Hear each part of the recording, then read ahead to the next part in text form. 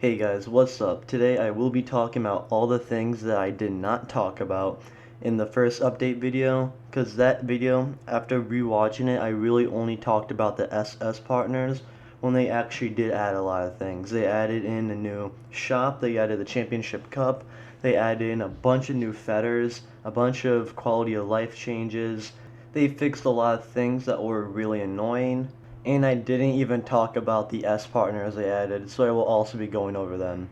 But without further ado, let's get started with the video. The first section that I will be talking about are the fetters, since they did add in a lot of new fetters. First off, they changed the Karin's fetters, and he gave him Orochimaru.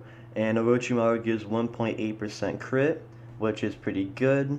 Then for Tamari, they added 10-10, and that gives you 2.1% hit, which is pretty solid since she's ranged and attack. So she used to only actually have one fetter, but at least now she has two fetters. So that makes her a little less, like a little more useful, a little less bad. Then for Gaara, they added Teenage Sasuke, that gives 5% damage. And since you get Teenage Sasuke for free, that's a very good fetter. It's basically they hand you free damage for no reason at all. For Inoki, they added Mu, and he gives 1.4% crit, so at least Earth is a little bit more viable and it's got better synergy. Now we have My Guy, and they added Neji with 10-10, which gives you 3.6% damage and 1.8% crit damage. This makes My Guy a little bit more viable since he wasn't the best and he's now not the worst. Then we have Zetsu, and he got Datara, and it is 1.8% crit resistance, which is not that good, but it is an A partner. I'd probably say this is probably the worst fetter that they added in. It really does not help out Zetsu at all. Then for A, they added Darui, which gives 7% damage, and that is very good if you're going to lightning comp. 7% damage is a lot, and lightning was always pretty viable to begin with. Then we probably have the best ones that they changed for fetters, which is Killer B. He got mega buffed. They added an Itachi fetter that gives 2.1% hit, and then they also added Suigetsu with Jugo, and that gives 1.8% crit and 0.8% dodge.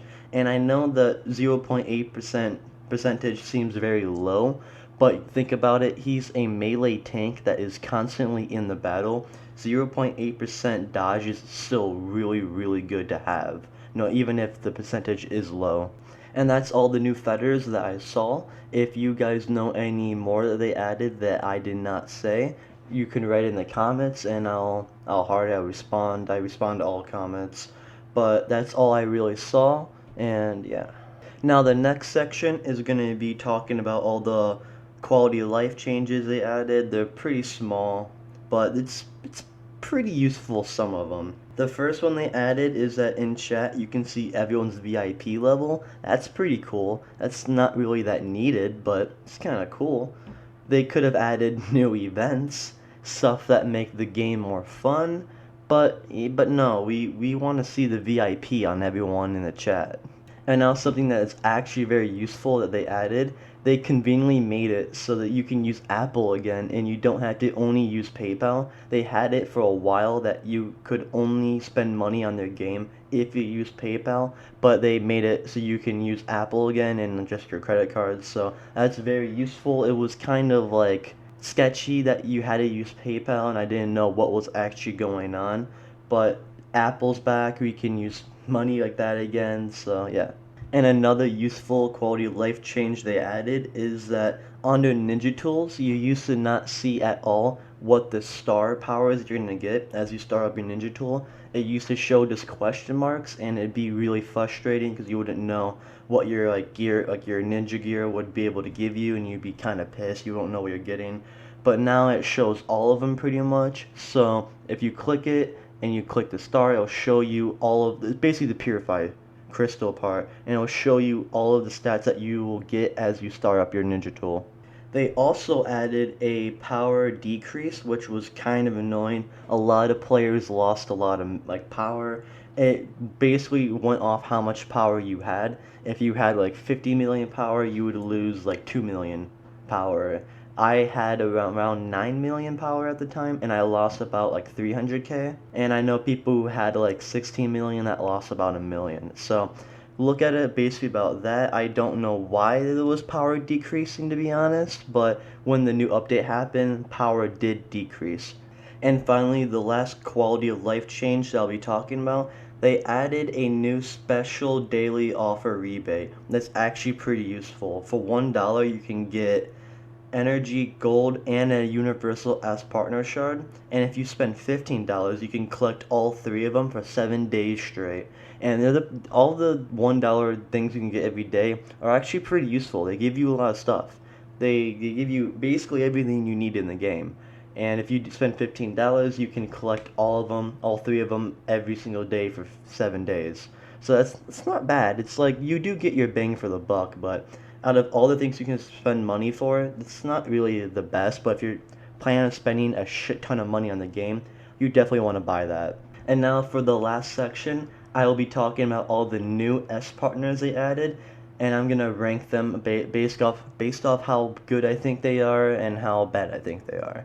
I know I talked about the SS partners, and I kind of talked a little bit about the S partners, but I didn't really give you much information about them or really my opinions about them. But after looking at them for about a week, I've come up with an opinion, and I've talked to a lot of people, and this seems to be the general consensus of how good all of them are. First off, I think Danzo is probably the best. He is just so good. He has 10% max HP damage. If you're fighting a boss or just any player that has got like a tank and you use that, that's automatically 1/10 of the HP bar gone, just like that. The press of a button. Sadly, the ult is 60 seconds, but that's understandable. Like 10% of their max HP gone immediately is insane. And his star thing is really good. It's basically as good as Sage Jiraiya's. When you go below, I think it's 10% HP, like max HP, you will gain 60% of your HP back, and it's just a 180-second cooldown. So basically, you're about to die, you're just 60% of your HP back immediately, like it's nothing. That is such a good star power. It's nutty. Then, this number 2 would definitely be Mifune. He has damage reflection, which that alone is really, really good. Damage reflection is very essential to having on your team comp. If you don't, then the later, like late game, you're not going to be able to do much. Then his star stat is if you're below 5% HP, you just get executed. You die on the spot if he attacks you, which that's also really good. Then for third, I would say Gate Might Guy, because he's not that bad. He's not really that good. He's basically the other Might Guy, and that's really it. They did Gaara really, really bad, so I would say he's fourth, and that's the only reason why Gate Might Guy is third. They really did Gaara dirty. His abilities are and his star set is Gaara's just kind of like below average in general. But yeah, that was the video. I hope you guys enjoyed it. Let me know if you agree with my ranking or anything I basically said in this video. Hope you guys enjoyed this video and learned something from it. And that's it. See you guys later.